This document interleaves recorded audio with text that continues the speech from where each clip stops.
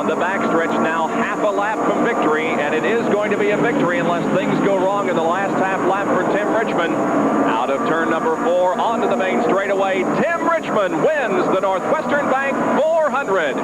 Harry Gant finishes second, Ricky Rudd is third, and fourth is Terry Labonte.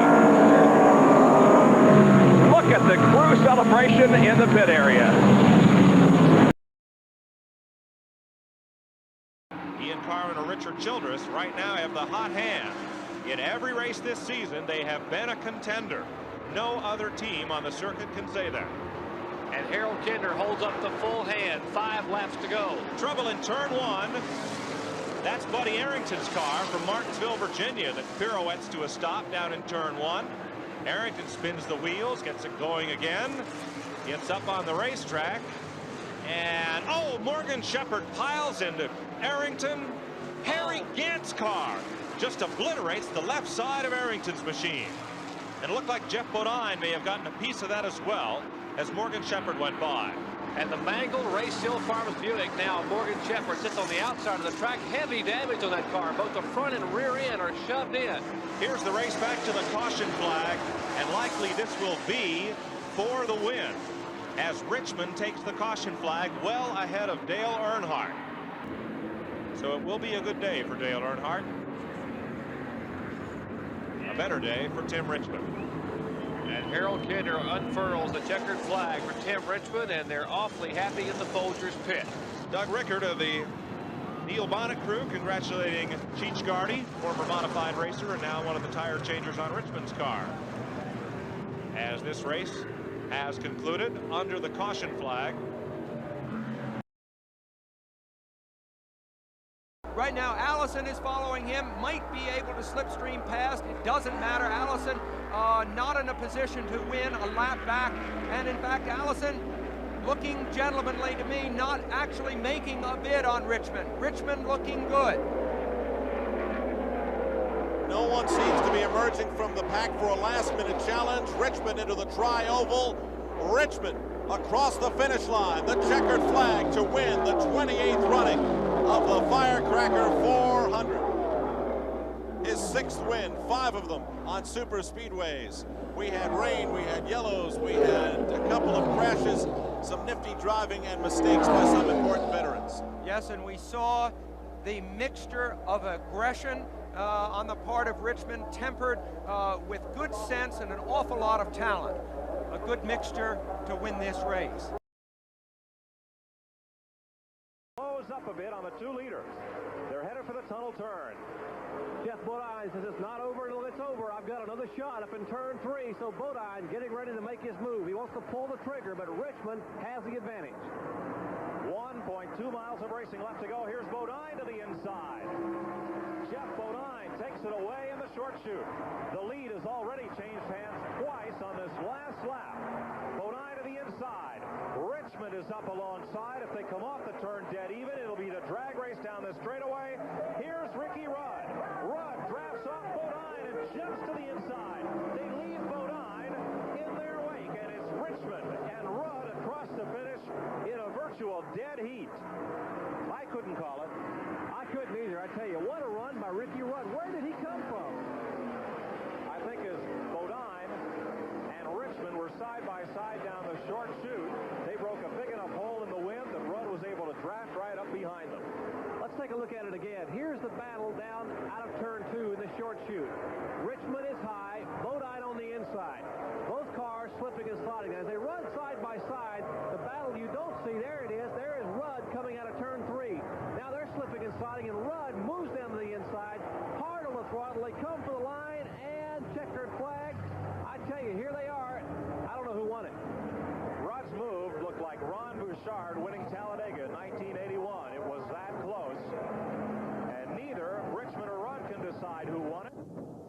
There's a photo finish camera that shoots off film at several hundred feet per second. That's now on its way to be developed.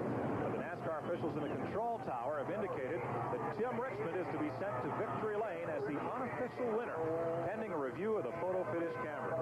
Pocono Speedway General Manager Joe Mattioli is here with us, and I know you've really got to be thrilled for Richmond today.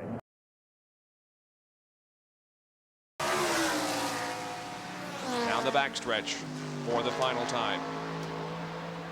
It's still about a 1 second lead for Tim Richmond, but he's looking very, very strong. He's in corner number 7.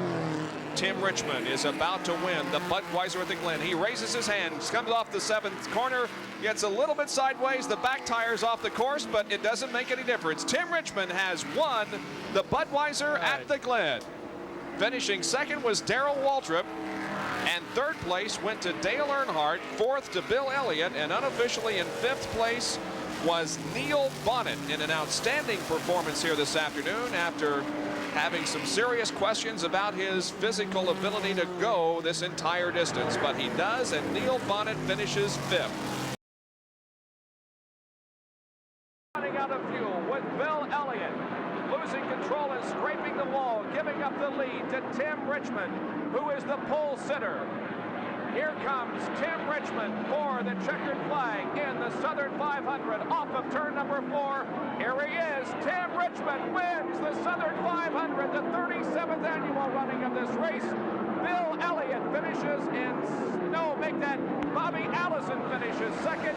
Bill Elliott third, Morgan Shepherd fourth. There's a celebration of the Harry Hyde crew.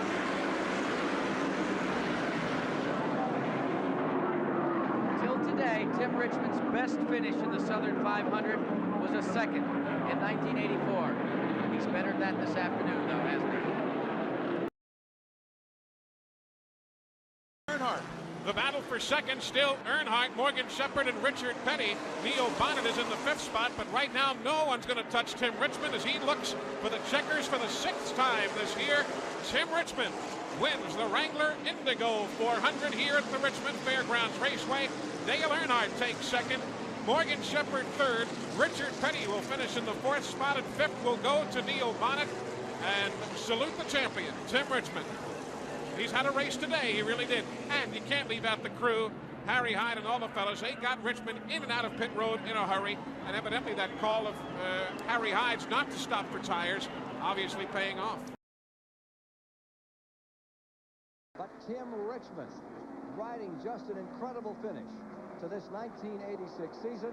He's coming on to win it. It won't be enough to give him second place in the standings, but it certainly will help his pocketbook. To the line, across for the checkers, Tim Richmond victorious. In second, Dale Earnhardt. Third is Jeff Bodine. Fourth, Darrell Waltrip. And 5th, Joe Ruttman this afternoon. The 6th position to Bobby Allison, and finishing in 7th, Bobby Hillen. That should be enough, and there may be a change in that. Bobby Hillen may go up to 6th position. Bobby Hillen passed his teammate Bobby Allison going in turn 9 on the last lap. And there's Tim Richmond, your winner. We'll get an opportunity to meet with him in just a moment in victory lane after this thundering victory for the Hendrick Racing Stable. Hill enough to congratulate the champion. You'll meet him soon. Could the comeback be complete, Eli? Could he take a checkered flag and win it?